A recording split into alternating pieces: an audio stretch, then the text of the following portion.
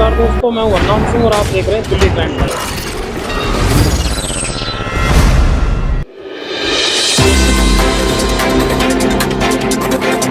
लेकिन पुराने मुकदमे बहुत पेंडिंग आज भी, और उस पे एसडीएम और एडीएम पैसे मांगे हटाने के। हम ये कह रहे हैं कि पैसे क्यों, जब एक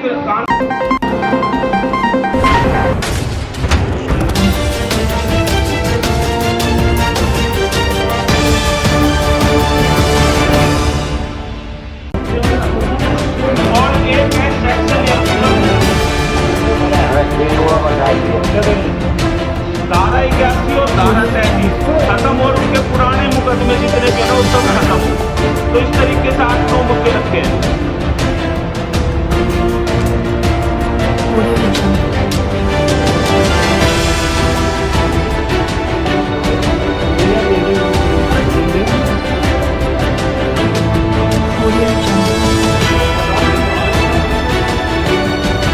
धारा 81 है जो आपने अपने खेत में काम करवा दी, तो पुराने मुकदमे बहुत पेंडिंग आ रही है और उसका एसडीएम और एडीएम पैसे मांगे हटाने। हम ये कह रहे हैं कि पैसे की जो एक कानून भी लागू ना, कोई खत्म सबके लिए। नमस्कार दोस्तों, मैं वरनाम सिंह और आप देख रहे हैं दिल्ली क्राइम टाइम्स। जैसा कि सबको पता है कि आज ग्राम पंचायतें जो हैं, दिल्ली की जितनी भी ग्राम पंचायतें हैं, वो लगातार एक संघर्ष कर रही हैं हाउस टैक्स को लेकर, और क्षेत्रीय जो मुद्दे हैं, जो सभी गांवों के मुद्दे हैं, उनको लेकर एक पंचायत का आयोजन पहले भी किया गया।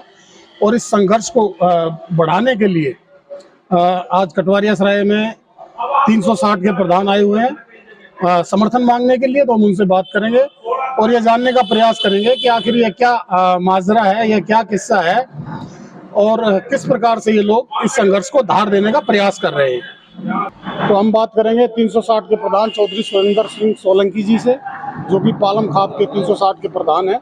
हम उनसे बात करेंगे कि क्या विषय है जिसके लिए समर्थन मांगने के लिए आज गांव कटवारिया सराय में उपस्थित हुए हैं। तो प्रधान जी, क्या विषय है जिसको लेकर आप ग्राम पंचायत के पास, कटवारिया सराय के पास आए? देखिए, हमने एक मुहिम चलाई है, गांव देहात बचाओ मुहिम, और 3 तारीख को दिल्ली के पीरागढ़ी में एक 360 गांव की पंचायत हुई, जो दिल्ली के इतिहास में एक ऐतिहासिक पंचायत हुई, जिसमें हजारों की तादाद में लोग ना सिर्फ पहुंचे बल्कि 5 घंटे वहां पर आखिरी फैसले तक डटे रहे।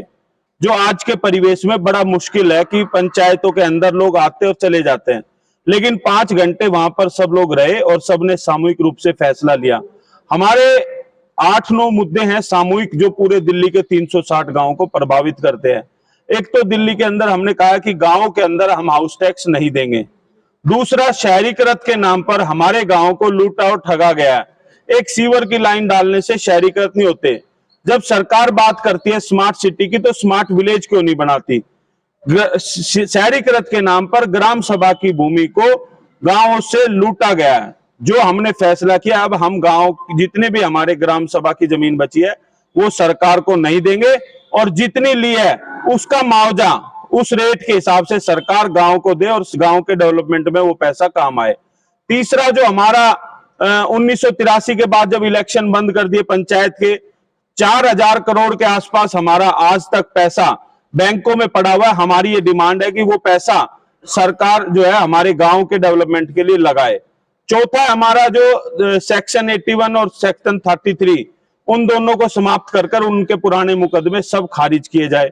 उसके बाद है कि जो हमारे भूमि अधिग्रहण हुई, उसके तहत जो अल्टरनेटिव प्लॉट की जो सरकार ने प्रोविजन रखा था, वो 10,000 से ज्यादा फाइलें आज भी पेंडिंग है, वो गांव वालों को दिए जाए। उसके बाद है कि जो 74(4) और 20 सूत्री के तहत गरीब भाइयों को प्लॉट और जमीन दी गई थी, उनका मालिकाना हक देना, और लैंड पूलिंग और जीडीए पॉलिसी का तुरंत लागू करना, ताकि वो गांव वालों के हित में फैसले हों। अच्छा, ये जो मुद्दे हैं ये लगभग सभी क्षेत्रों के हैं जो कि दिल्ली देहात के क्षेत्र हैं। मैं आपसे ये जानना चाहता हूँ, देवगौड़ा कभी प्रधानमंत्री हुआ करते थे, उस समय पर किराया कानून के लिए बहुत बड़ा एक संघर्ष खड़ा किया गया था पंचायतों के द्वारा, और उसका लगभग निर्णय भी हो गया था। वो प्रस्ताव पास भी हुआ और राष्ट्रपति जी के साइन भी हुए। लेकिन वो आज तक उसका नोटिफिकेशन जारी नहीं किया गया सरकार के द्वारा। तो मैं, क्योंकि ये शहरीकृत गांव जो है, यहाँ किराए का बड़ा पुरानी समस्याएं यहाँ पर लोगों के सामने आती हैं। मैं आपसे ये जानना चाहता हूँ कि इस मुद्दे को इसमें क्यों शामिल नहीं किया गया?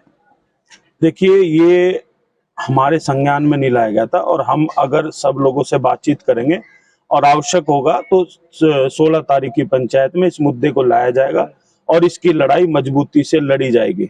हमने कहा ना कि जो भी सामूहिक मुद्दे थे जो हमारे संज्ञान में थे, जो लोगों ने बताए, हमने उनको रखा, और किराए कानून का भी हम दोबारा से अपने एजेंडे में रखेंगे और 16 तारीख को इसके लिए लड़ाई लड़ेंगे, और ये लड़ाई आखिरी दम तक होगी। इसमें हमें आश्वासन नहीं चाहिए, हमें समाधान चाहिए, और समाधान तक ले जाने की कोशिश करेंगे। तो भविष्य में क्या रणनीति आप लेकर चल रहे हैं? किस प्रकार से आप सरकार को घेरेंगे?